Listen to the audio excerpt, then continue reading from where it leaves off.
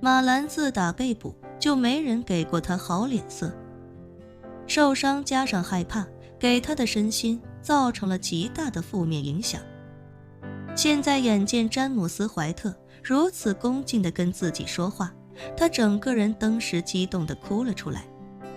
他一边哭一边委屈至极地说道：他们不光打我骂我，还威胁我恐吓我，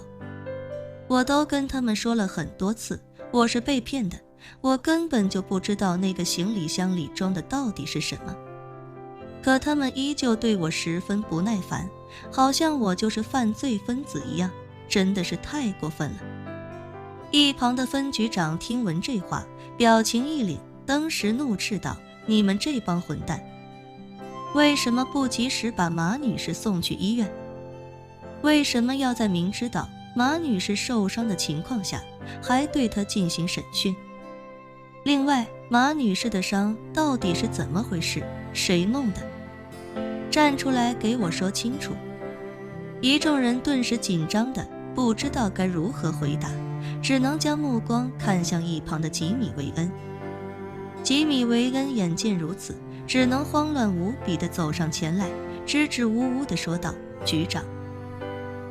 是我不小心把马女士肋骨压断的。当时她一直在反抗，我也是为了执行任务。詹姆斯·怀特这时候厉声说道：你看起来非常强壮，而我的当事人不过就是一个柔弱的老太太，你的体重至少是我当事人的1倍，我相信你如果只是想制服我的当事人，绝对轻而易举，根本不需要把他的肋骨压断。吉米·维恩的冷汗瞬间便沿着脸颊流了下来，面对詹姆斯·怀特的质疑，他完全不知道该如何为自己狡辩。詹姆斯·怀特此时没有再看他，而是看向一旁的分局长，冷声说道：在你们把证据提交给我的助理之前，我希望你们能把这个人先行停职调查。我的当事人身体蒙受了这么大的伤害，还遭遇了包括种族歧视在内的各种不平等对待，你们最起码要先拿出一点态度来，否则的话，这件事情我就直接交给媒体先预热发酵，到时候你们肯定会更加被动。分局长一听这话，顿时便知道今天这件事情如果不把吉米·韦恩丢出来，詹姆斯·怀特是不可能善罢甘休的。而且就算是把吉米·韦恩丢出来当替罪羊，以詹姆斯·怀特一贯的行事风格，这件事情也不可能就此结果，最多只是能稍微缓冲一下。不过只要能缓冲，就多少有点好处。于是他只能转过身，看着一旁惶恐至极的吉米·韦恩，冷声道：韦恩，把你的警员证和配枪交出来，先停职接受调查，你是否能够恢复原职，或者是否要面临法律制裁，还要等调查结果出来之后再决定。吉米·韦恩知道自己今天是在劫难逃了，于是也只能无奈地点了点头，将自己的证件和配枪都摘了下来，随后看着马兰，一脸哀求地说道：马女士，刚才我只是一时心急，实在不是有意要伤害你，还希望您能够原谅我这一次。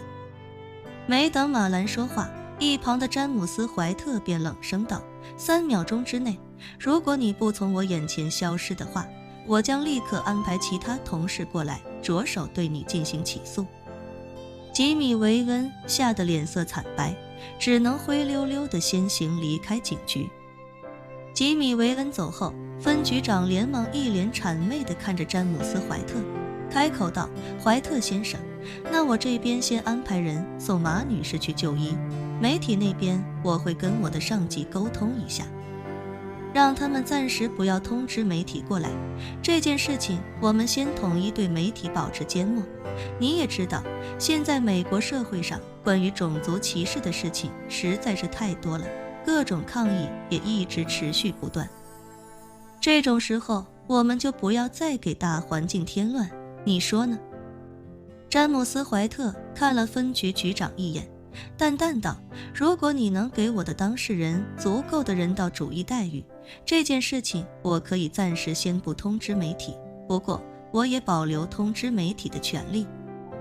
分局长一听这话，整个人终于松了一口气，连忙道：既然这样，那我们就立刻安排马女士去就医。詹姆斯·怀特面无表情地说道：就医就不需要你们来安排了，你们安排的医院配不上马女士尊贵的身份，我会安排马女士前往纽约最好的私立医院就诊。分局长尴尬地说道：怀特先生，我们警局没有这么高的预算，安排嫌疑人去顶级私立医院就医啊。詹姆斯·怀特不屑地冷哼一声，淡淡道：马女士就医的所有费用都不需要你们操心，全由我的委托人承担。分局长内心一阵紧张，暗忖，按照疯狗怀特所说，他应该是受别人的委托来帮助马兰脱罪的，而且他的委托人毫无疑问肯定是一个财大气粗的土豪。难道这个马兰背后真的有非常厉害的大人物？想到这里，他的心里更加忐忑，只能讪笑着说道：怀特先生，按照规定，即便是你安排马女士到其他的医院就诊，我们也一定要派出警务人员陪同的。你也知道，马女士现在在法律意义上还是犯罪嫌疑人，我们不能让她脱离我们的视线。詹姆斯·怀特冷声说道：这种最基础的法律常识，我不需要你提醒，反倒是你们这些警务人员，作为法律公平公正的捍卫者，竟公然藐视法律。